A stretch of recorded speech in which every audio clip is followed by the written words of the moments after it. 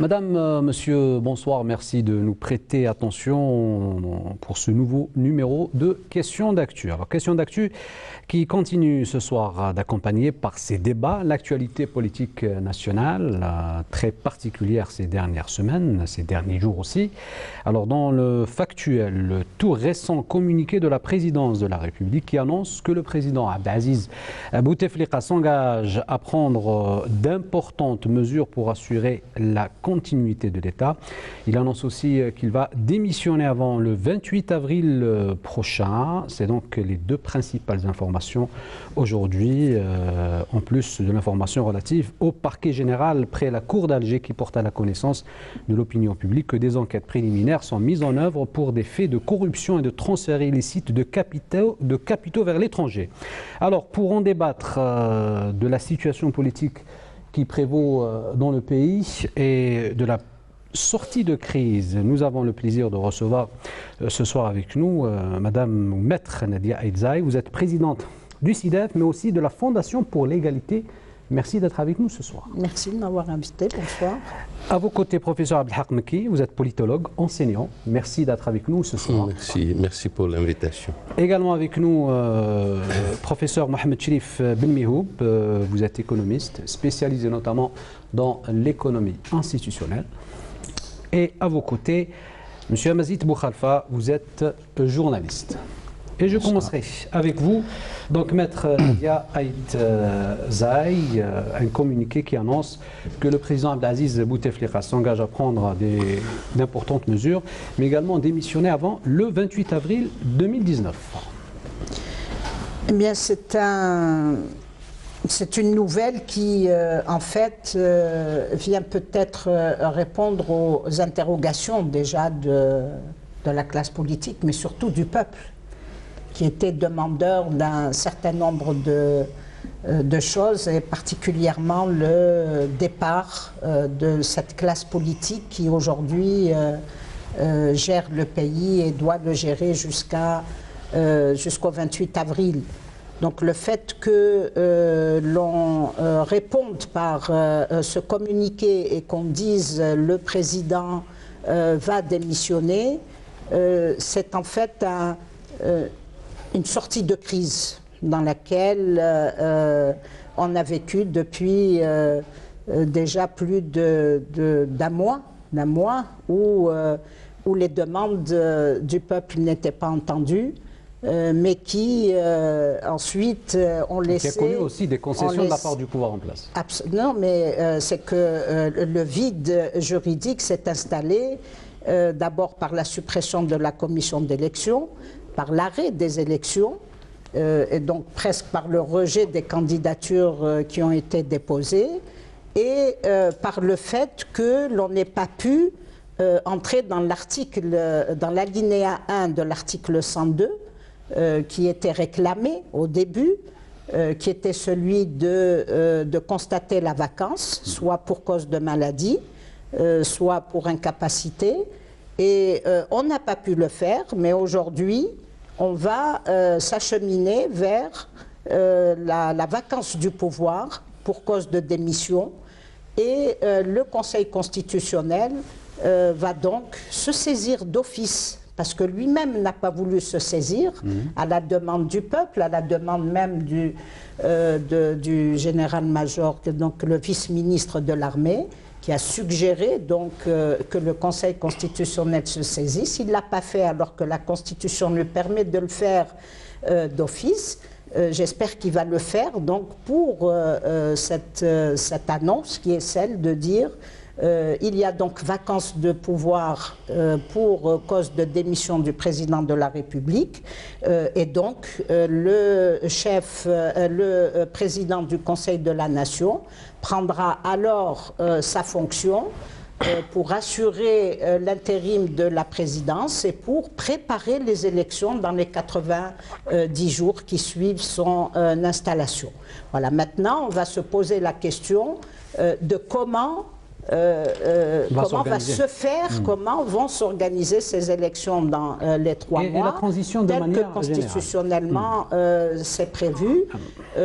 On a mis en place un gouvernement C'est un gouvernement donc de transition qui va accompagner ces élections, ces prochaines élections, et puis ce gouvernement donc sera changé avec le nouveau président de la République qui sera élu si c'est fait dans les 90 jours donc de l'installation, comme le stipule. Alors bon, là vous parlez un peu des mécanismes qui vont entrer en jeu pendant cette transition qu'on attend tous, mais je passerai la parole à Abdelhak qui est toujours autour de ces principales annonces.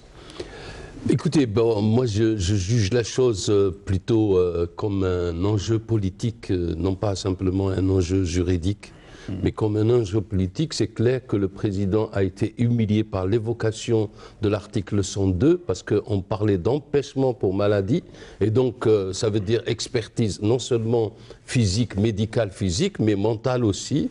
Et donc le président aujourd'hui réagit en disant « je démissionne avant le 28 ». Et donc cette réaction, évidemment, elle sauve un petit peu sa dignité, en quelque sorte. Mais tout ce que je peux dire, c'est que dans la logique de ce qui s'est passé depuis justement l'annulation des élections, c'est qu'on veut gagner du temps, parce que je n'oublierai pas que le président, avant même qu'on entre dans la campagne... Mais gagner du temps par rapport à quoi? Oui, alors j'arrive. Avait prévu, enfin, ou proposé de rester pour une année en plus, une prolongation du mandat. Et je pense que ça reste encore valable parce que la démission montre que ça reste valable. Et si aujourd'hui, on arrive dans les 3 mois, on ne sait pas ce qui peut se passer dans les 3 mois. C'est-à-dire que nous avons un président intérimaire après la démission. Un président intérimaire n'a pratiquement aucun pouvoir à part d'organiser des élections. Et donc là, on est exposé à tous les risques politiques parce qu'il ne faut pas oublier l'autre partie. Si la rue continue à amplifier ses revendications sur la totalité du système, et si elle refuse justement le fonctionnement de ce gouvernement comme elle le fait aujourd'hui. La rue ne s'essouffle pas. La rue ne veut pas s'essouffler, c'est ça. C'est-à-dire, il faut bien le comprendre. La rue ne veut pas s'essouffler. Je ne voulais pas parler à la place de la rue. Hein, par contre. Non, je ne parle pas, mais elle ne veut pas s'essouffler. C'est-à-dire, elle essaie de trouver à chaque fois. La preuve, juste après la nomination du gouvernement, elle est sortie en pleine nuit pour manifester. Et donc, on sent qu'il y a le rejet total. Et donc, il y a une sorte de négociation par des propositions juridico-politiques de façon à atténuer justement la mobilisation de la rue. Et comme on le sait, on a en face des fins politiques de manœuvrer de façon à rester encore au pouvoir. Moi, je ne pense pas que Bouteflika ait changé de position à propos de son amour indescriptible de la fonction de l'État et de la politique. Allez-y, M. Guigné. Alors, écoutez, moi je pense que le fait qu'on ait évoqué dans le communiqué la continuité de l'État, c'est une excellente chose. Qu'on ne laisse pas un pays sans institution. Donc si c'est vraiment cette préoccupation, cet intérêt qui apparaît dans le communiqué, que ces personnes ont cet intérêt pour la continuité de l'État, je dis que c'est une bonne chose. Rien ne justifie de proroger le mandat du président au-delà de son mandat de 28. Je pense que rien ne le justifie. Le fait qu'il reste, ça aggrave la crise du pays. Maintenant, c'est vrai, on aurait pu gagner un peu plus de temps si on avait appliqué l'article 102 il y a 15 jours peut-être. On aurait peut-être gagné les 45 jours plus les 30, plus les 90. On aurait un peu plus de temps pour organiser les élections. Là, il va pousser jusqu'au dernier jour pour laisser 90 jours, ce qui est insuffisant pour organiser des élections vraiment transparentes et régulières. Ça pose vraiment un problème. Mais je pense le génie des Algériens est là. Et la rue est mobilisée pour qu'on ait des élections transparentes et régulières, à condition que ces gens qui manifestent aujourd'hui dans la rue vont contrôler les urnes le jour des élections. C'est ça la véritable mobilisation. Parce que là, la rue ne veut pas de représentants. Ça, je ne m'explique pas ça aussi, hein, je ne sais pas. Mais selon quel mécanisme, professeur de représentation. Non, je ne parle pas de représentation, de contrôle des élections. Eh ben, la loi électorale l'autorise. Les électeurs d'un bureau d'élection peuvent contrôler, peuvent être membres du bureau, etc. etc. Non, non, les mécanismes existent, mais à condition qu'on soit mobilisé pour qu'il n'y ait pas de trafic, comme on l'a fait Mais par le encore passé. faut-il connaître la nature de ces décisions importantes que va prendre le chef de l'État.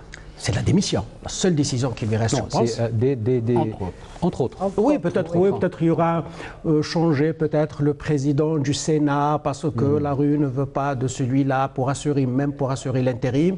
Il y aura des choses comme ça. La question principale, c'est celle de la... Mais est-ce que cela ne posera pas, par exemple, un problème des constitutionnalités? Oui, bien sûr. Non, ça ne pose pas de problème si on respecte la Constitution. Jusque-là, elle a été respectée plus ou moins. Mais moi, j'aimerais bien qu'on s'accroche à la Constitution, qu'on ne la viole pas trop. Elle a été violée. Le fait d'annuler les élections, c'est une première, c'est un viol de la Constitution, mais qu'on s'accroche au moins pour le reste. Parce que la pire des choses qui puissent arriver à l'Algérie, au pays, c'est de sortir totalement de la Constitution. Aujourd'hui, c'est vrai, 3 mois, c'est peu. Mais Cela dit, il y a risque d'être dans une situation d'exception. Si on dépasse les 3 mois. Si on dépasse les 3 mois, mais je ne vois pas, je pense qu'on peut aller. La question principale qui se pose aujourd'hui, c'est l'instance qui organise les élections, qui supervise les élections. Là, c'est une question importante. Celle qui a été mise en place, elle a été dissoute. Maintenant, est-ce que le président va désigner une autre avant sa démission? Parce que c'est un décret présidentiel et elle est prévue dans la Constitution de 2016. Ça, le temps ne le permet pas peut-être, mais je pense qu'on trouvera des solutions quand il y a des problèmes techniques comme celui-là. Et la rue, elle ne veut pas avoir des représentants, je ne sais pas pour quelle raison. Aujourd'hui, elle sera obligée de s'organiser pour avoir des représentants. On ne peut pas continuer à manifester chaque vendredi et attendre que des institutions leur proposent quelque chose et ils vont faire le référendum dans la rue. Je pense qu'aujourd'hui, la rue doit accepter, dans tout mouvement, il y a un moment donné, on arrive à une situation d'avoir des représentants pour discuter, pour sur négocier. la position de la rue, on essaiera de détailler ça un tout petit peu en détail, enfin en profondeur. Mais avant, j'aimerais avoir l'avis de Amazit Boukhalfa, donc je crois que je reprends la même question. Si on observe disons les 3 grandes positions jusqu'à présent, ce qu'on appelle abusivement la rue, parce que le peuple maintenant ce n'est plus la rue, c'est tout un peuple qui... On a vu l'ampleur des manifestations. Et d'un côté, si on voit de l'autre côté les institutions, c'est-à-dire avec le Conseil constitutionnel, la présidence de la République, etc. Et de l'autre côté, la forte pression, parce que c'était un groupe de pression très important, l'armée, chacun campe en fait sur ses positions. La rue campe sur... C'est la radicalité, parce que plus on va, plus on se radicalise. Plus la rue, ce qu'on appelle la rue, se radicalisera. De l'autre côté, la décision du président de la République aujourd'hui, ce qu'il nous a envoyé, c'est la feuille de route, en fait. C'est sa feuille de route qui a été rejetée, rien n'a changé pratiquement. C'est ça. Ce qui a été rejeté. De l'autre côté, la principale force organisée du pays, qui est l'armée, a émis le vœu de l'application de l'article 102, il y a une quinzaine de jours, un peu plus d'une semaine, a demandé l'application. En fait, ce n'est pas une injonction, effectivement. Mais je crois qu'on essaye de chercher à l'intérieur des institutions, des textes, on essaye de chercher des réponses à une situation exceptionnelle. L'irruption de partenaires qu'on n'attendait pas, c'est-à-dire le peuple, son irruption sur la scène politique, son exigence cette espèce de dégagisme. Vous voulez dire que le peuple, l'élan populaire change tous les paradigmes qu'on a connus? Tout ce que nous avons connu, toutes les situations politiques que nous avons connues jusqu'à présent. Et c'est cette façon de se mettre en colère sans être en colère. Que nous avons subi. Exactement. Le peuple est en colère, il exprime un ras-le-bol extraordinaire de plus de 20 ans parce qu'il demande que tout change. C'est une refondation de la République, ce n'est pas des réformes qu'il demande. Et quelles réponses on a apportées? On a apporté des réponses constitutionnalistes, des réponses juridiques. Je comprends le souci des institutions de s'en tenir, et le professeur a raison, s'en tenir, il faut qu'on s'en tienne, parce que sinon à quoi s'accrocher? Sinon c'est le chaos. Dislocation. Ah oui, c'est l'éclatement, c'est l'explosion. Donc il faudrait comment? C'est-à-dire que la question, comment sortir, mais pour aller où? Alors, devant l'impossibilité de répondre aux fameux slogans. Il y a actuellement une espèce de dialogue de sourds qui s'est instauré. La rue, je n'aime pas tellement ce terme, le peuple. Le hirak. Le hirak, voilà. Je préfère le hirak. Le hirak, parce que c'est un peu trop grandiloquent, le peuple. Ce mouvement extraordinaire s'en tient à ses positions. Et il se radicalise de plus en plus. Et il va se radicaliser de plus en plus. Et nous connaissons l'Algérie. Quand il y a radicalité, il y a violence. Nous connaissons ce pays. La radicalité amène la violence. C'est la radicalité. Alors, on espère qu'on n'arrivera pas jusqu'à cette situation. Je peux faire une remarque. Juste une remarque. Parce qu'en fait, la question de la démission du président du Sénat, si elle se fait dans la même pièce que M. Bouhadja, elle est totalement illégale. C'est-à-dire que méfions-nous aujourd'hui. Pour moi, depuis la première feuille de route du président Bouteflika, nous sommes dans l'illégalité. C'est-à-dire qu'on n'a même pas le droit d'invoquer la Constitution ou n'importe quelle loi. Il y a un fait, c'est qu'il faut arriver à la négociation. C'est-à-dire qu'il faut que maintenant, comme on a dit, le Hirak comprenne qu'il faut aller à la négociation. Mais comment arriver à cette négociation? Aller à la négociation. Il y a des possibilités, on peut envisager. Avec qui? Peut-on négocier? Si vous permettez, si vous permettez, avec le peuple, c'est un non-sens. Si vous permettez, alors, allez-y Nadia Hetzel. Alors, si vous permettez, moi je peux dire que on est en train de combler un vide juridique et il faut qu'il y ait un recours à la Constitution, un recours au droit. Absolument. On ne peut pas parce que il faut rester dans le cadre de la Constitution. Ça, c'est pas pour être trop légaliste ou pour être dans le juridisme, mais au moins pour l'ordre, dire que nous avons une Constitution, même si elle a été violée souvent, au moins pour ça, il y a une sortie de crise qui va se faire de cette manière. On évite un vide constitutionnel et en même temps, même si c'est une réponse à la demande du peuple et même si le peuple, lui, voulait à tout prix que tout le personnel politique s'en aille, il s'en est pas allé, puisque on nous a sorti un gouvernement avec plus de la moitié des mêmes ministres qui étaient là. C'est vrai qu'il y a des jeunes, c'est vrai qu'il y a des personnes inconnues qui sont là et qui sont ministres, mais ce n'est pas avec ce gouvernement qu'on va encore rétablir une confiance que demande le peuple. Le peuple demande une confiance. Mais toujours est-il que nous avons cette sortie de crise, une sortie constitutionnelle qui en même temps peut ouvrir des pistes politiques. Parce que je pense que la sortie de crise est à la fois juridique mais aussi politique. Et le politique, nous ne pouvons pas... Alors, dans politique, il y a négociation.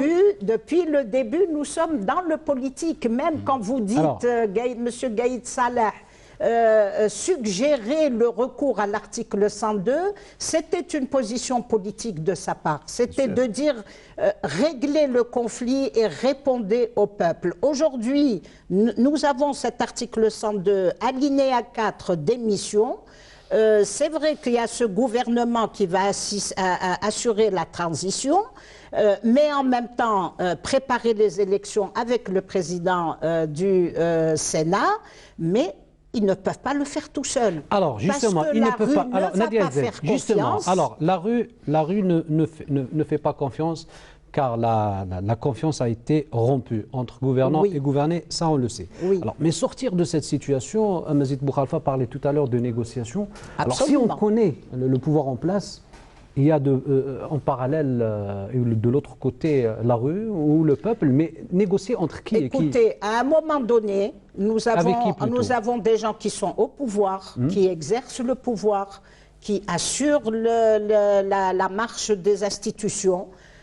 En face, nous avons le peuple ou la rue, mais à côté aussi, nous avons des partis politiques et le mouvement associatif. Je pense que la rue, même si elle... Et vous pensez que la classe politique est représentative? Elle n'est pas représentative, mais elle existe. Elle est là. Elle existe elle est là. On est obligé de faire avec. Mais c'est normal. On ne peut pas non plus eux-mêmes les effacer. Ils sont là, quelle que soit la chose. C'est qu'aujourd'hui, nous sommes, si nous voulons que le pays avance, si nous voulons construire un pays sur des bases solides, c'est de revenir à ces négociations avec ces partis politiques, avec la société civile, avec les représentants de ce mouvement populaire qui, lui, a des aspirations que ni la classe politique n'a, que peut-être même la société civile n'a, puisqu'ils se disent ne pas être représentés par ces gens-là. Eh bien, ils vont apprendre à s'organiser et à se structurer et à faire en sorte qu'ils aient des représentants. Mais nous sommes obligés de passer par ça. Alors, comment arriver à cette négociation? Je peux dire, attendez, pardon. Sauf qu'à la table des négociations, il faut qu'il y ait des femmes. Il est impératif qu'il y ait des femmes, c'est-à-dire et des jeunes. Il est impératif qu'il y ait des femmes parce qu'on ne peut pas. On les a pas vus lors de la dernière. On ne peut plus aller vers des négociations, et c'est la résolution 1525 des Nations Unies, et qui est portée par l'Algérie, puisque tous les ans avec l'Union africaine, elle fait des réunions sur ce sujet. La présence des femmes est indispensable. C'est-à-dire qu'on nous a eu en 62, on nous a eu dans les années 90. Aujourd'hui, il faut que nous soyons là. Il pose une question. Alors, il pose une question. Qui peut négocier avec le peuple? Le peuple, il exige. Le peuple a dit, voilà ce que je veux. Maintenant, je vais aller... Donc, qui va négocier avec le peuple? Ce que je ne veux plus. Voilà. Je ne veux plus de ça. Maintenant, il appartenait et il appartient à ce qu'on appelle la classe politique, ou ceux qui dirigent le pays, ou ceux qui sont payés pour ça, d'apporter des suggestions. Or, citez-moi un seul parti politique aujourd'hui qui peut porter une espérance collective ou qui peut canaliser la colère. Nous n'avons pas. Le peuple a exigé le départ du président de la République. Non. Toute la classe politique. Non, attendez, on parle de la classe politique. Attendez, avant la classe politique, le peuple s'est adressé. La classe politique. Monsieur, dans la rue a dit, le président de la République actuel et son personnel politique doivent partir. Oui. Voilà ce que le peuple a dit. Oui. Puis ensuite, au fil des manifestations, puisque les partis politiques se sont intégrés à ces manifestations, beaucoup de présidents de partis politiques ont été hués. Okay. C'est ce qui s'est fait, ont été rejetés par la rue. Mais le mot d'ordre, le seul mot d'ordre qui est eu, c'est départ de l'actuelle classe politique. Oui. Aujourd'hui, le chef de cette classe politique dit « je vais démissionner ». Non mais madame, excusez-moi. Il dit je vais démissionner. Depuis le 22 février, vous oubliez une donnée importante. Depuis le 22 février, il n'y a plus de partis politiques. Et depuis une semaine, il n'y a plus d'institutions politiques. De l'État, je veux dire. Il y a l'État incarné par de l'administration et les institutions encore en place. Mais aujourd'hui, il y a un acteur qui est sorti, qui devient à la fois acteur et arbitre. C'est l'institution militaire. Si, après le 27... c'est autre chose. Ah non, c'est très important. Oui, mais c'est autre chose, c'est pas le peuple. Mais je n'ai pas dit le peuple. Oui, le peuple négocie avec cette institution. Déterminante en dernière instance. Aujourd'hui, madame, nous allons jusqu'au 27, si le président va prolonger son plaisir jusqu'au 27. Après le 27... où le président du Conseil de la Nation prend en charge, on organise les élections, je ne sais pas dans quelles conditions. Si le Hirak refuse cette formule ou ce modèle d'organisation des élections, c'est l'institution militaire qui va être en première ligne. avec le Haut Conseil de sécurité, une institution prévue dans la Constitution. Moi, je tiens beaucoup à ce qu'on respecte plus ou moins la Constitution, ce qui en reste. Et à ce moment-là, l'institution militaire est en mesure de proposer une forme collégiale. Est-ce que vous ne pensez pas que... Je suis pas... Moi non plus, je ne suis pas d'accord, parce qu'elle n'ira pas jusque-là. Dans la constitutionnalité de régler un problème. Il y a un problème, je crois, il y a un l'armée problème. n'ira pas Il y a un jusque-là. problème dans la théorisation du mouvement du Hirak. Non, le Hirak n'était pas au début contre Bouteflika, il était contre le cinquième mandat. Ça c'est important. C'est-à-dire que nous étions dans une phase de conscience individuelle. Comprenons que nous sommes en train, dans la rue, nous sommes en train de passer progressivement vers une pensée révolutionnaire qui change tout. En fait, c'est parti sur la base d'une conscience individuelle. Je ne veux pas du cinquième mandat. Et puis tout à coup, dans la rue, on a découvert qu'on avait une grande force. Et c'est tout le système, tout le régime issu de 1962 qui est remis en cause, avec y compris ses partis, ses associations, etc. Pour quelles raisons? Pour les raisons sociales que connaissent cette génération de jeunes qui nous a surpris. Il y a un mois, il y avait des avis, mais vraiment dramatiques sur la jeunesse, qu'elle est incapable, etc. Et cette jeunesse qui a pris conscience, elle a dit non, moi je ne veux pas ce système. Tout le système, elle le rejette. Elle le rejette parce qu'elle souffre du chômage et de tous les maux sociaux. Oui, mais monsieur Mekki, parallèlement à ça, elle rejette aussi toute représentation. Oui, j'arrive. J'allais parler de la représentation. Non, je pense elle n'arrive pas à admettre une représentation. Pour quelle raison? Parce qu'elle a appris dans les générations précédentes qu'on a volé le mouvement politique de cette génération par le fait qu'on a cherché des représentations. Un rappel historique, si vous voulez bien, un rappel historique. En 1962, ce qui s'est passé, en 1962, la rue était occupée par le peuple. Exact. Le 7 juillet, le président Belkhedda du GPRA avait dit « Rentrez, il faut reprendre le travail, il faut chacun... » Il a débarrassé la rue. Elle a été occupée par d'autres. Et cette leçon, ils l'ont retenue. Oui. C'est-à-dire que dans la mémoire collective, c'est ça. C'est ce qui s'est passé en 62. Non, mais vous croyez que la rue aujourd'hui a retenu ce qui s'est passé en 62? Il parle de mémoire collective. Je crois que Il parle de mémoire collective. le ressentiment de l'exclusion, c'est le ressentiment de l'exclusion qui a été le facteur déclencheur. Excusez-moi, il y a le fait générationnel. Caractériser le Hirak par deux facteurs importants qui sont très positifs. D'abord, pas de revendications socio-économiques jusque-là. Tant mieux, pour ne pas compliquer les choses. Deuxièmement, pas de position idéologique. C'est une excellente chose. Imaginez si dans ce Hirak, on avait des positions idéologiques et des tendances. Ça serait très dangereux. Donc, moi, je pense que le Hirak... Les idéologies, elles sont en faillite, les idéologies. Non, elles sont en faillite, on le voit dans le monde entier, elles sont en faillite. Elles sont à l'affût, les idéologies. Le nationalisme peut émerger à tout moment. Le populisme, parlez-moi du populisme. Le régionalisme. Il y est le populisme, il y est. Non, le régionalisme, les idéologies, les elles sont en problèmes faillite. ethniques, etc. Nous sommes heureusement à l'abri de tout cela. C'est tant mieux. Ça facilite un peu les choses.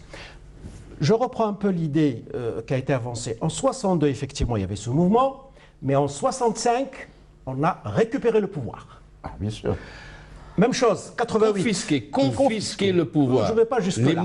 Les mots sont clairs. Confiscation de la Constitution. Laissez-moi parler, vous prenez la parole tout à On l'heure. va le laisser parler, monsieur. 88, c'est différent, mais une révolte populaire, assez radicale, plus radicale que celle d'aujourd'hui. Et qu'est-ce qu'on a fait 91-92, récupérer ce mouvement, cette dynamique de la société. Je crains aujourd'hui que cette dynamique populaire, ce Hirak qui revendique, qui est mobilisé, qui est discipliné, qui est civilisé, il faut dire le mot, risque, si on ne fait pas attention, qu'il soit récupéré. Par qui? Ah ben, je ne sais pas, par les forces qui Les interviennent à forces tout moment. populistes. Le populisme. C'est pourquoi, Le simple truc, le c'est populisme pourquoi peut faire effondrer. réfléchir sérieusement. Aujourd'hui, faire le diagnostic du passé, ça ne sert à rien. Ça a été fait. Réfléchissons sur l'avenir. C'est présent dans les consciences. Qu'est-ce qu'il Je faut suis faire désolé. dans les consciences. Non, Qu'est-ce qu'il faut c'est faire présent dans les consciences. pour éviter la répétition de ces deux exemples que je viens d'évoquer, c'est-à-dire que le Hirak, qui est en train de bouger aujourd'hui, obtienne son statut de citoyen à part entière. Et qui doit lui Vas-y, donner ce statut Eh ben, Ça, c'est la question qu'on se moi, pose. j'ai dit tout à l'heure, le Hirak doit passer à une phase, celle de désigner ses représentants. Il ne veut pas. Il veut pas. Il veut pas. Parce qu'on l'empêche. Non, on l'empêche pas, Non, pas du alors, tout. Qui l'empêche? on Non, l'empêche. il Alors, veut qui pas l'empêche? parce que On va voir des justement, informations des il y gens a qui des viennent. problèmes. On va voir. Il ne faut le pas leadership négliger. aujourd'hui en Algérie, il n'y a pas de leadership. Il ne faut ça, pas c'est un négliger sérieux un phénomène qui existe en politique, ce qu'on appelle, ça a été évoqué, ce qu'on appelle la représentation sociale. Le jeune d'aujourd'hui, avec ce Hirak, a compris que ce pays, pendant 17 ans, a été gouverné avec une confiscation totale de la Constitution. 17 ans, 17 ans. Ce jeune, aujourd'hui, a compris par la représentation, c'est-à-dire c'est quelque chose qui est dans le subconscient et qui émerge au fur et à mesure qu'on avance dans la rue, si l'on veut, a compris que son père et son grand frère ont été traités injustement. On leur a fait peur. Il a eu peur lui-même un peu et aujourd'hui, il n'a plus peur. En fait, il faut comprendre le mouvement social. Le mouvement social prend cette allure politique et c'est clair, il montre une certaine, entre guillemets, civilisation politique parce qu'en fait, il tient compte aussi de ce que lui disent les aînés. Il faut faire attention, etc. Et qu'il est encadré de ce fait-là. Il veut pas au monde aussi. Hein, oui. Et puis surtout qu'il a tiré les leçons de 2011 et les leçons de 88, etc. Et des expériences arabes. Et des expériences arabes, exactement. Et donc aujourd'hui, il y a une crise totale du système. En fait, il est refusé en bloc par le Hirak, en bloc. Je vais poser une question, solution, Madame juste j'aurais fini. La solution, à mon avis, c'est qu'il faut que le mouvement, il est en train de basculer il peut l'être dans quelque temps, dans un mouvement révolutionnaire. C'est-à-dire, à force de refuser avec radicalité, il va rentrer comme un mouvement révolutionnaire. Et c'est ça, et c'est là... Est-ce que vous insinuez d'un risque pour rentrer dans un cycle de violence? Non, pas un cycle de violence. Révolutionnaire, ça veut dire tout simplement qu'il va lui-même trouver la solution pour aller lui-même au pouvoir. Allez-y. Voilà. Non. Moi, je crois que c'est trop idyllique. Toute la discussion que nous avons est trop idyllique. Trop théorique. Théorique et idyllique. Parce non, pardon. Je ne vous ai pas coupé, donc laissez-moi surtout que vous criez, donc on peut plus s'entendre. Donc, je dis que lorsque vous sortez dans la rue, vous avez un mot d'ordre qui unit toutes ces personnes différentes et venues d'horizons différents, mais toutes avec des revendications personnelles qu'elles ont eues, mais qu'elles expriment soit par les pancartes, soit par les banderoles, soit par les drapeaux. Ça veut dire que chaque groupe qui vient manifester pour exprimer sa demande. Mais la demande, mais autour, sa demande, vous avez les berbéristes qui sont là, vous avez le mouvement féminin qui est là, vous avez peut-être pas la tendance dont tout le monde a peur, mais qui peut être et qui est peut-être à l'affût et qui attend son heure, qui est là, mais qui est en train d'observer. Vous avez des jeunes qui sont là parce qu'ils ont envie d'être là. C'est un mouvement qui est traversé par des contradictions qui sont idéologiques, mais qui ne s'expriment pas verbalement. Elles s'expriment par les pancartes Et la totalité de ces pancartes les unit en disant le régime, le pouvoir, ce personnel politique doit partir. Voilà ce qui unit aujourd'hui le peuple. Système en bloc, Alors, on ne peut pas rejeter le système en bloc parce qu'il nous faut des institutions et il faut que l'État assure ou que ces institutions assurent un minimum de fonctionnement. Ce que nous pouvons faire et ce qui aurait pu être fait depuis la sortie de ces personnes-là, c'est le changement du personnel politique. Pourquoi? Parce que ce personnel politique a fait dans l'injustice. Ce personnel politique, et depuis des années, depuis plus de 30 ans, a fait dans l'injustice, a fait dans l'abus de droit, a fait dans l'abus des privilèges, a fait dans la hogra, dans les arrestations, dans la liberté d'expression qui n'a jamais été respectée. Quand la rue rejette le système en bloc, est-ce que cela signifie quelque part une absence de conscience politique? Non, non. Ils sont conscients parce qu'ils ont été touchés par cette injustice. Si ce n'est pas eux, c'est leurs parents. C'est des jeunes qui ont 20 ans et plus. Ces jeunes ont été touchés par l'injustice qui a touché leurs parents. Manque de logement, manque de travail, vous parlez, vous êtes emprisonné, vous voulez vous réunir, mouvement associatif, on vous interdit, vous voulez négocier comme l'ont fait les jeunes médecins, ils ont été battus dans la rue. Écoutez, quelle est la personne ou quel est le degré de patience que peut avoir une personne quand vous avez sur vous toute cette haine qui est déversée. Et pourtant, le peuple algérien a patienté pendant des années. Il a pris sur lui toute cette hogra, toute cette méchanceté, tous ces privilèges qu'il voit passer devant ses yeux, tout ce travail qui est donné à des gens alors que lui cherche du travail. Et on l'a vu et on le voit dans les journaux que ce personnel a placé ses enfants dans des postes, dans les entreprises, dans Air Algérie et partout.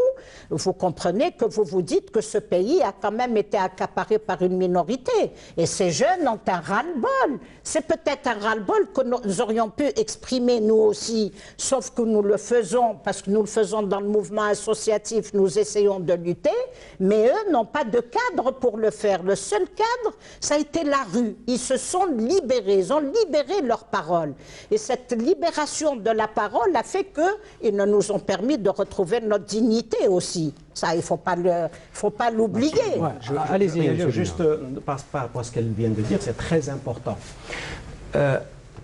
Le régime a fabriqué pendant 20 ans cette jeunesse. Qu'elle croyait inapte et incapable, comme vous l'avez dit. Par un populisme incapable. Bas de gamme. Oui. On les a mis dans des salles d'attente, avec des tickets. Et celui qui attend un emploi, celui qui attend un logement, celui qui attend l'enseigne. Et on a manipulé toute la population pendant 20 ans, jusqu'au moment où on ne pouvait plus distribuer de tickets. Et à ce moment-là, on s'est rendu compte que ça a été tout ça du faux. Et la salle d'attente a débordé. Il faut imaginer ça. C'est une belle image. C'est une métaphore de la salle d'attente. Absolument. La salle d'attente est sortie. Et qu'est-ce qu'on a gagné sur ça? Pendant que les gens étaient dans la salle d'attente, discutaient entre eux. Les privations, la loi de 2012 sur les associations. C'est un code pénal. Bien sûr. C'est un code pénal pour créer une association en Algérie. Nationale, il faut passer 5 ans pour réunir les 25 encore, quand vous êtes gentil, quand ils n'ont pas envie de vous, ils vous jettent, avec les vous et enquêtes de votre police, dossier. etc. Et je passe sur les autres lois, que je peux citer plusieurs lois de cette nature. Donc on a fabriqué ces jeunes, ils sont le produit d'un cadre institutionnel. Ce n'est pas une génération spontanée, c'est une fabrication. Maintenant la question qui se pose, et je suis entièrement d'accord avec vous madame, le problème n'est pas celui de la démocratie. La démocratie des partis, elle est finie. L'enjeu aujourd'hui pour l'Algérie, ce que demandent ces jeunes, parce qu'ils ne sont pas dans les partis, c'est la liberté. Absolument. Et c'est avec la liberté qu'on construit des partis et de la démocratie. Absolument. Mais on ne va pas directement à la démocratie sans liberté. Sans liberté, voilà ce qu'on a obtenu comme parti des partis creux. Alors, parmi les... Donc l'enjeu aujourd'hui, je termine avec ça, la revendication principale et l'enjeu, et notre rôle, nous à tous, c'est justement de discuter comment garantir ces libertés dans le cadre des institutions, plus que les partis. Les partis viendront après. Alors, quand vous êtes libre, vous créez un parti. Alors, parmi les nouveautés d'aujourd'hui en termes d'information, alors le parquet général, après la Cour d'Alger, qui porte à la connaissance de l'opinion publique que des enquêtes préliminaires sont mises en œuvre pour des faits de corruption et de transfert illicite de capitaux vers l'étranger. C'est le parquet qui s'est autosaisi, Oui. ça a été décidé à ce niveau. C'est-à-dire que c'est une excellente chose, bien entendu. Et c'est légal. C'est légal, C'est très légal. c'est tout à fait normal. La question qu'on peut se poser, bien sûr qu'on se pose. Inévitablement, c'est pourquoi maintenant, pourquoi pas avant. Oui. Pourquoi on a attendu lorsqu'on a C'est une vu- réponse à la demande du peuple. Voilà, c'est-à-dire, oui, Ça, accéder- c'est vraiment Est-ce quelque chose de est-ce bien. que- Ou c'est le c'est-à-dire que- partage Parce que des revendications c'est parce du que peuple. la justice s'est mise Alors, du côté du allez-y, peuple. Ce C'est sont ça, des le fusibles. partage. On va le laisser Oui, Est-ce oui. que ce sont des fusibles qui sont en train de sauter? sauter. Est-ce qu'on accède effectivement à la demande du peuple pour essayer de calmer, c'est-à-dire, oui, essayer de répondre à une des revendications parmi les plus importantes qui ait jamais été posée? Elle a en permanence été posée, et ce n'est pas d'aujourd'hui, ça a toujours été. Tout le monde sait, tout le monde savait. Tout le monde savait où partait cet argent. On a demandé où est le milliard de dollars. On sait, si on fait les comptes, on sait, on va retrouver exactement au dinar près. Où sont passés, où est Allez-y, passé je peux cet réagir argent. par rapport à ça. On va faire un tour de table. Là, parce que, encore une fois, nous avons des exemples concrets d'une fiction institutionnelle. Vous savez qu'on a deux organes créés depuis plus de 10 ans. Non, le premier est de 2006, sur la corruption. Et on a deux. Un de prévention, l'autre de répression.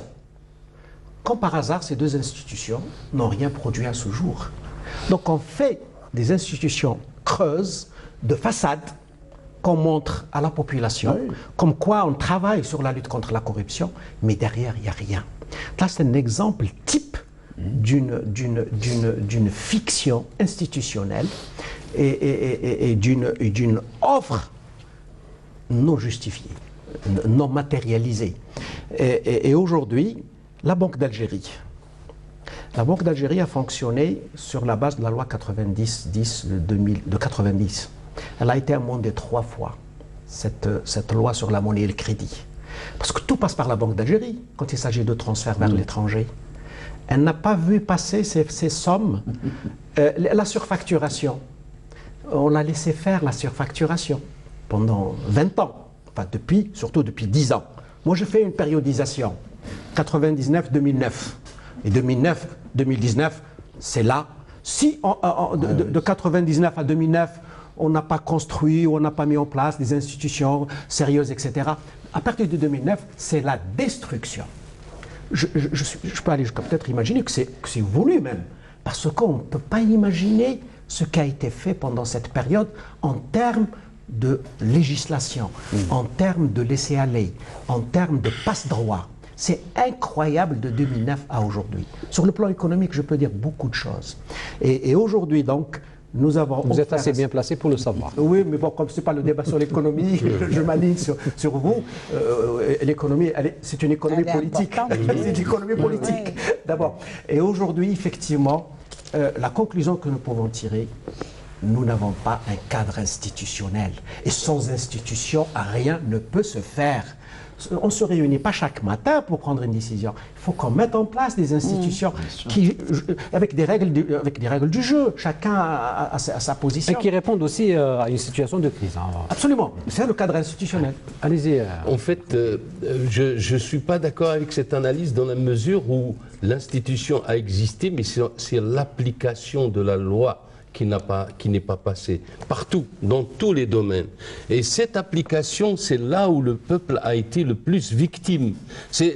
En fait, il faut voir le processus de victimisation du peuple. Il a commencé par le fait qu'il y ait des lois. Moi, je le disais souvent dans mes interventions, par exemple, ou mes conférences, si on ferme les yeux et on entend l'arsenal juridique qu'il y a en Algérie, on penserait qu'on est en Suisse ou en Hollande ou aux États-Unis. En fait, le problème, c'est qu'on avait de belles lois, mais l'applicabilité n'était pas assurée. Ça, c'est un gros problème. Mais ça n'est pas la cause essentielle du Hirak. La cause essentielle, nous oublions ça, c'est le 5e mandat. C'est-à-dire, qu'est-ce qui va enclencher le processus de conscience? Et c'est là où je ne suis pas d'accord. Le processus de conscience, comme toutes les révolutions, il a commencé par un fait banal, presque banal. C'est-à-dire la famine, la sécheresse, etc. Je ne vais pas parler de toutes les révolutions, mais on n'est pas en train de parler de la révolution socialiste ou bolchevique. On est en train de parler du processus révolutionnaire. C'est-à-dire cette jeunesse, elle est animée comme la jeunesse de 1954. D'accord? Par la misère qu'elle a vécue, par le fait d'avoir J'ai une question à vous poser. Oui. Je pose une question à M. Meki, je reviens à vous. Vous avez parlé de cette revendication contre le 5e mandat. Moi, je pose une question. Pensez-vous que si le processus électoral n'avait pas été arrêté par le président de la République, est-ce qu'on aurait pu aller vers une situation plus stable que celle que nous vivons aujourd'hui? S'il l'avait arrêté lui-même. S'il ne l'avait pas arrêté. S'il ne l'avait pas arrêté. Je pense que oui. Ben, je pense que oui, parce que finalement, les choses allaient très bien avant que ça devienne évident. Tant que nous étions dans les vœux des partis, des salam alaikum el akhiré, ben, les jeunes écoutaient, attendaient. Hein. Mais à partir du moment où c'est devenu crucial, c'est là où le Hirak va... Pour vous, l'élément déclencheur, c'est l'arrêt du processus électoral. C'est l'arrêt du processus électoral qui est à la base... Non, c'était pas ça. Non, je parle le 22. Le 22, c'est pas le même mouvement. On a un mouvement qui va s'exprimer le 22, mais c'est à partir de la 2e et 3e semaine que le mouvement va enfler, et c'est là où vont rentrer toutes les idées, le brassage d'idées. Vous avez dit une chose intéressante, c'est le 5e mandat. Oui. Ok, mais ce 5e mandat est venu après le 22. Après, à la 3e sortie, qui est venue à la base, le 5e mandat. C'est le 11. À la base, le 22, c'est le 5e mandat. Alors, au départ, c'est le 5e mandat. Alors, on va faire dans, on va faire dans l'égalité. Voilà. Dans l'égalité. Dans l'ordre. Pour donner la parole à Maître. Moi, je voulais intervenir sur la saisine du parquet, en fait, et puis sur ce rôle du politique et du juridique. Aujourd'hui, le parquet général prend toute la liberté de s'autosaisir et de poursuivre. Ce qu'il n'aurait peut-être pas fait, et ce qu'il n'aura jamais fait, ce qu'il n'aurait jamais fait sans ce Hirak. Pourquoi? Parce qu'il était dominé par le politique. C'est le politique qui a toujours pris des décisions dans ce pays. Et le politique a en fait laminé le juridique. Même si on a eu des lois, même si on a eu les plus belles lois, parce que très souvent, effectivement, lorsqu'on analyse notre arsenal juridique, il est bien écrit, il est bien fait, parce qu'on reprend beaucoup les conventions internationales, parce qu'on copie d'autres lois qui existent, mais au moment de l'effectivité et de l'application, eh bien, on va bloquer, on va faire disparaître des dossiers. Vous en avez qui viennent juste pour faire disparaître des dossiers, faire en sorte que le politique vienne et protège. Ils se protègent, ils se sont protégés. C'est pour ça qu'aujourd'hui, vous les voyez, ils sont en train de tomber l'un après l'autre.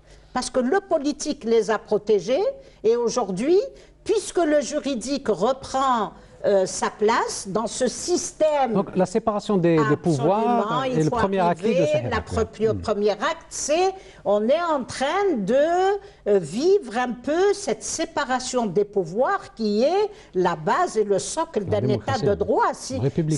Le mouvement populaire nous a permis de revenir à cela, de battre en brèche ce politique qui a toujours dirigé ce pays, qui a toujours pris des décisions injustes, illégales. On peut lui trouver tous les qualificatifs, alors que la loi est là. La loi est là. Et quand vous dites au peuple algérien, la loi existe, il vous rit au nez. il vous rit au nez, il n'est pas bête. Il n'est pas bête, il sait que c'est une loi qui ne sera jamais appliquée. Or, aujourd'hui, si on arrive à cette vraiment, réellement, à cette séparation des pouvoirs, et c'est ce que nous donne comme le parquet général nous donne comme image, comme intention de vouloir peser de tout son poids, de toutes ses attributions, de tout son pouvoir pour dire, eh ben, j'interviens et je poursuis, et surtout que la loi le lui permet. Elle est là, elle le protège. Le politique n'est plus là pour lui dire, tu sautes, parce qu'on a fait sauter ce personnel. On va le muter, on va l'envoyer.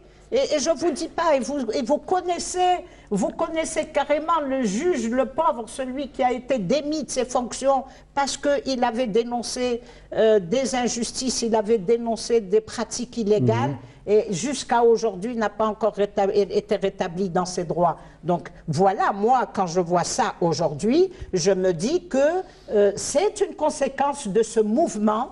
Et si nous arrivons en tout état de cause, nous allons arriver vers cette séparation des pouvoirs. Et en tout état de cause, les choses vont changer. Même si, moi je dis, il y a ce maintien, il y a ce gouvernement qui est là pour assurer la transition et qui représente un personnel politique qui n'est pas parti, à qui on a demandé de partir, j'ai de l'espoir parce que ce mouvement aura laissé des conséquences. Même si on va lui voler la vedette, même si on va lui voler le fruit de ses sorties pendant les 4 ou 5 vendredis. Alors il ne reste pas beaucoup de temps. Rapidement, on va faire un tour de table. Il faut faire attention à l'institutionnalisation du mouvement. Il ne s'agit pas de lui dire qu'il faut respecter le droit et la loi. Il s'agit de le laisser arriver jusqu'au bout de sa propre réflexion, et c'est peut-être tant mieux qu'il refuse justement d'avoir des représentants, parce qu'il n'est pas arrivé au terme de toute sa réflexion. Et c'est là, parce que la récupération est possible quand on ne va pas au terme. Plus les manœuvres dilatoires sont possibles. Et donc, on doit être conscient aujourd'hui. Ce que nous devons éviter, c'est les écueils que nous avons devant nous en Tunisie et en Égypte. C'est-à-dire que si on prend le début du débat, s'il faut négocier avec l'armée, on a vu ce qu'elle a fait l'armée en Égypte. D'accord? Donc, si on veut aller sans réflexion à l'intérieur du mouvement, réflexion sur le pouvoir et la nécessité du pouvoir pour changer le visage de l'Algérie, évidemment, nous serons comme en Tunisie avec une récupération du système. Donc il est vital que le mouvement, le Hirak, comprenne aujourd'hui qu'il doit aller à la phase de la délégation. Non, pas de la délégation, à la phase du mûrissement politique de sa propre pensée. Parce que nous avons besoin qu'ils nous disent quel projet de société il veut. Alors, quel projet de société il veut. Alors, quel projet de société, c'est peut-être le thème d'un autre débat, mais là, on est un peu dans la gestion de la crise. Oui. Rapidement, parce qu'on va terminer. Rapidement, deux choses. D'abord, sur la transition. C'est l'économiste qui parle. Il n'y a pas pire chose pour l'économie que les transitions longues. En période de transition, rien ne se fait. C'est pourquoi, ils sont politiques aussi, il faut que s'il y a transition au-delà des 3 mois, etc., je pense qu'on va aller dans ce sens, parce que ce sera la question politique. Et puis le règlement politique de la crise, une fois qu'on aura épuisé toutes les ressources de la Constitution. Il ne faut pas qu'elle soit trop longue. La période de transition soit limitée dans le temps, parce que si plus elle s'allonge, plus il y a de nouveaux acteurs qui vont venir pour récupérer, et le Hirak sera peut-être fatigué, sera peut-être dispersé. Donc ça, c'est un enjeu capital. Il ne faut pas que la transition soit longue. Ça, c'est une question importante. Deuxième question, parce que c'est un peu le débat qui sort, pas dans le Hirak, qui ne parle pas de ces questions, de ces choses. C'est dans les partis politiques et certains leaders politiques. C'est-à-dire que dans la période de transition, on va ouvrir le dossier de la Constitution. Il y a ceux qui parlent de la constituante. C'est-à-dire qu'il faut passer par élire les constituants. Ça, c'est il y a même ceux qui parlent de l'ONU. Oui, oui. Tout est permis en ce moment. Oui. Malheureusement, il faut être conscient, il faut être responsable. Il ne faut pas jouer avec la nation. Il ne faut pas jouer avec un État. Nous l'avons construit avec beaucoup de peine. Il est encore jeune. Il ne faut pas ouvrir encore des dossiers qui fâchent. Imaginez qu'on ouvre le dossier et rédiger le préambule de la Constitution sur la nation algérienne, sur l'histoire de cette nation, sur la formation de cette nation algérienne. Nous allons passer 10 ans. 10 ans, oui. Voilà, moi, je m'adresse à ces hommes politiques, à ces partis politiques. Prenez conscience du coût d'une telle opération. Mais que la Constitution reste ouverte et qu'on l'amende au fur et à mesure de l'évolution de la société, bien sûr, c'est une chose tout à fait normale. Mais qu'on parte avec ce qui existe et construire ce qui existe. Sinon, on va perdre beaucoup de temps et on risque de tout rater. Michel Benmihhoub, rapidement. Très rapidement, c'est-à-dire qu'il faut, je rejoins exactement ce point de vue, éviter le delenda Carthago, c'est-à-dire il ne s'agit pas de détruire Carthage. Il y a un État, qui fonctionne, qui a résisté. N'oublions pas que cet État, avec toutes ses faiblesses, a résisté à des assauts terribles dans les années 90. Très peu d'États auraient résisté de cette façon. Il a tenu ce qu'il a tenu. Maintenant, il s'agit d'améliorer, de le renforcer, d'améliorer les choses, et non pas de tout détruire, de tout...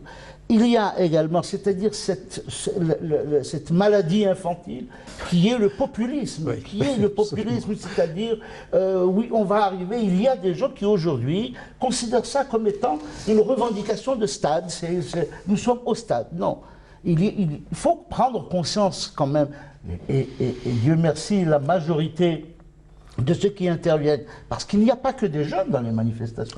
Il y a les moins jeunes.